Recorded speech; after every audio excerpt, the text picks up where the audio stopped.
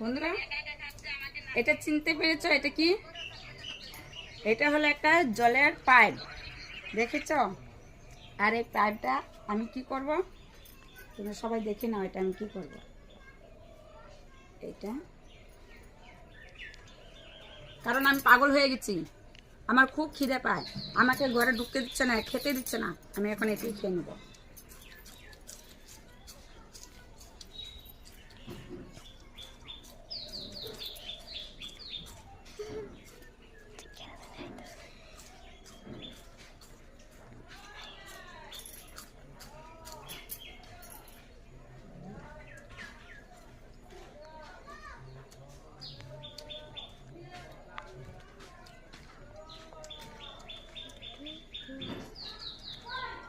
সব পৃথিবী খেয়ে দেবো, সব খেয়ে দেবো।